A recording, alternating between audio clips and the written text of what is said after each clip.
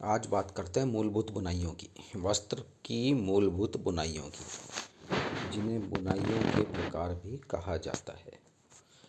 करघे पर ताने तथा बाने के धागों के अंतर्गुथन से वस्त्र का निर्माण होता है। करघे पर धागों का यह अंतर्गुथन भिन्न भिन्न प्रकार से किया जा सकता है, जिससे वस्त्रों में विभिन्न प्रकार के नमूने अथवा डिज़ाइन बनती हैं। ये नमूने ही वस्त्र की बुनाइयाँ कहलाती हैं।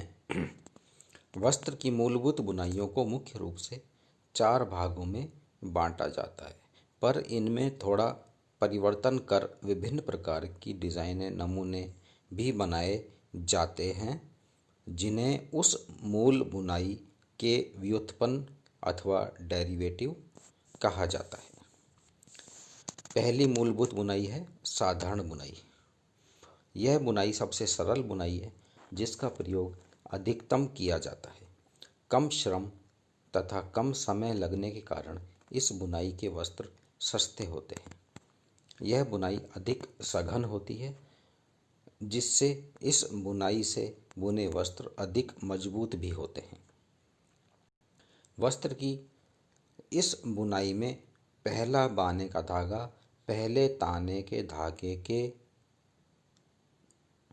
नीचे से तथा दूसरे ताने के धागे के ऊपर से निकलता है, एवं इसी प्रकार तीसरे ताने के धागे के नीचे से तथा चौथे ताने के ऊपर से निकलता है। दूसरा बाने का धागा पहले ताने के ऊपर से तथा दूसरे ताने के नीचे से निकलता है। संपूर्ण वस्त्र में ताने व बाने के धागों का यही क्रम चलता रहता है। ऐसी बुनाई बनाने के लिए कम से कम 2 हार्नेस की आवश्यकता पड़ती है। एक हार्नेस में से ताने के सम संख्या वाले धागों को निकाला जाता है तथा दूसरी हार्नेस में से ताने के विषम संख्या वाले धागों को निकाला जाता है। एक हार्नेस को नीचे दबाने से उसमें डले समस्त ताने के धागे नीचे आ जाते हैं और शैड की निचली परत का निर्माण करते हैं।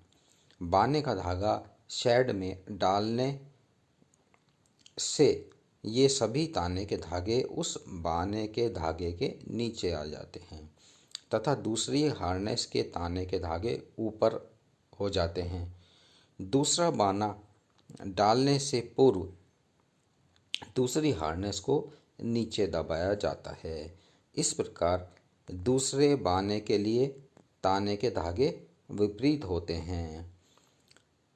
यह वस्त्र की दूसरी पंक्ति कहलाती है।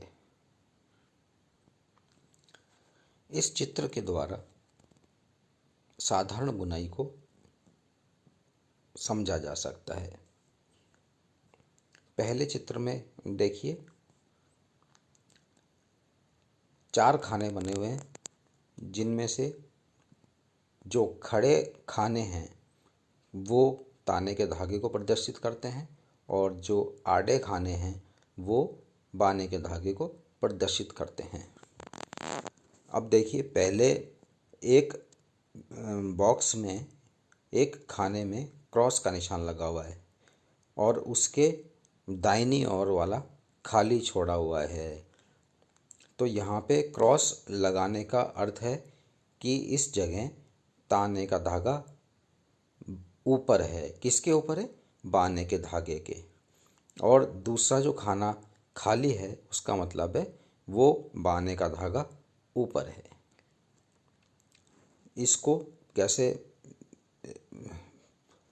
लिखेंगे हम?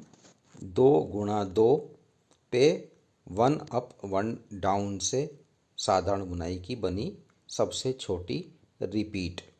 रिपीट क्यों कह रहे हैं? क्योंकि यही हिस्सा बार बार रिपीट होता है। दूसरे चित्र में देखिए, ये 4 गुणा 4 का एक चित्र है।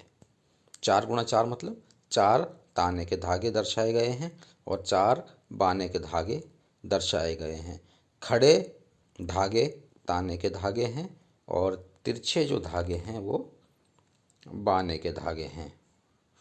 अब यहाँ देखिए, जो रिपीट हमने पहले बनाई थी वही रिपीट 4 बार दोहराई गई है, इसलिए इसको हम रिपीट कहते हैं। एक बार ताना ऊपर, फिर बाना ऊपर, फिर ताना ऊपर, फिर बाना ऊपर।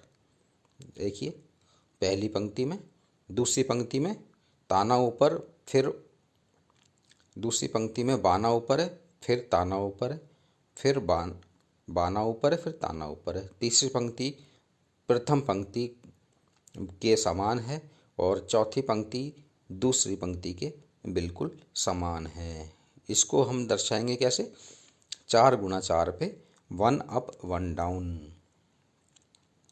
तो इससे ये क्लियर होता है कि सबसे छोटी जो रिपीट है उसी को हम बार बार दोहराते हैं, पुनरावृत्ति करते हैं, और संपूर्ण वस्त्र में इसी प्रकार का नमूना तैयार होता है। यह बुनाई सबसे साधारण बुनाई होती है, जिसमें ताने के धागों को हम बहुत अधिक पास पास भी रख सकते हैं, जिससे वस्त्र सघन बनता है।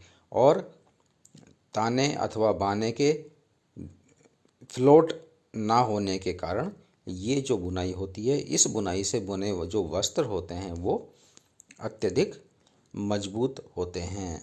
जब भी मजबूत वस्त्र का प्रयोजन हेतु इस्तेमाल किया जाता है, तब हम साधारण बुनाई से बुने वस्त्रों को ही प्रयोग में लेते हैं।